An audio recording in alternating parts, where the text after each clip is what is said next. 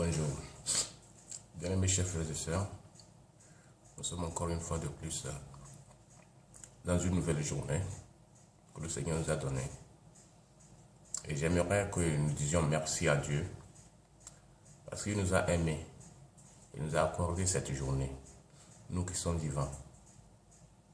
Et je ne dis pas que Dieu n'a pas aimé ceux qui sont morts, qui n'ont pas vu cette journée. Mais la grâce et l'opportunité nous a été donnée encore une fois de plus de faire du bien et d'accomplir encore une fois de plus l'objectif pour lequel nous sommes là ici sur terre. Alors pour nous, cette opportunité est une grâce. Pour ceux qui sont morts, leur parcours s'est arrêté et ils attendent que le Maître pour rendre compte. Nous avons encore des possibilités de nous repentir. Alors nous disons merci à Dieu. Parce que c'est une grâce, et vraiment une grâce d'être vivant et de chercher encore à renouer notre alliance avec Dieu. Bien aimé, ce matin, j'ai ouvert dans le livre de Matthieu, au chapitre 1. À partir du verset 1, la Bible nous parle de la généalogie de Jésus-Christ. La généalogie de Jésus-Christ, et il nous parle qu'il est fils de David, fils d'Abraham. Et à partir du verset 2, on nous parle d'Abraham jusqu'à Jésus-Christ. Donc, d'Abraham jusqu'à Jésus-Christ, pourquoi? Premièrement, j'aimerais que vous compreniez que en réalité, c'est la lignée de David et de Jésus-Christ. C'est sa parenté, sa famille, le clan de son appartenance. Parce que Jésus n'est pas né comme ça. Il est né d'une famille qui date de très longtemps. On nous fait savoir que Jésus est né à partir d'Abraham. Non seulement Abraham, si nous fouillons, la Bible peut nous retracer de Jésus jusqu'à Adam, d'où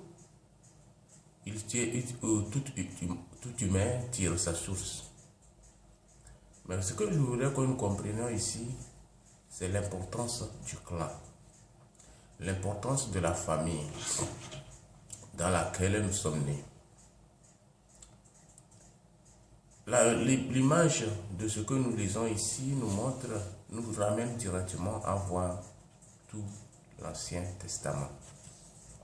Parce que de ces personnes, l'Ancien Testament vient révéler sur qui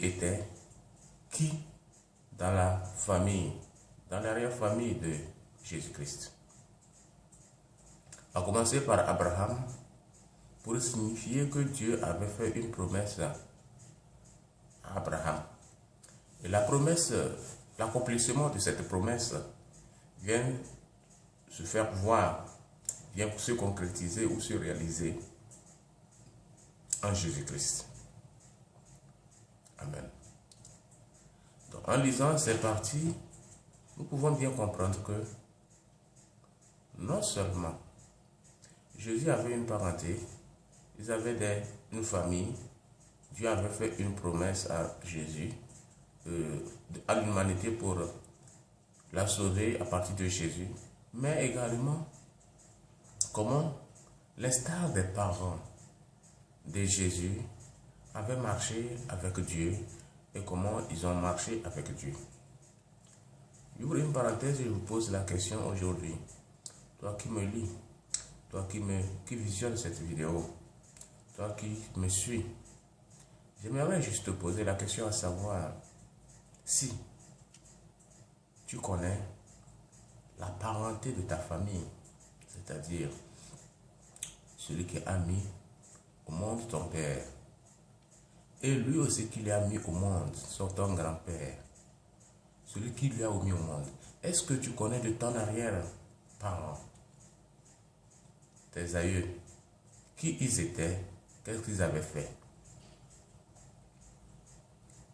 Combien de personnes peuvent avoir cette grâce de connaître qui étaient derrière eux, leurs ancêtres, 3 ancêtres après leurs grands-parents, qui parmi nous avons eu cette opportunité de les connaître ou de connaître leur histoire.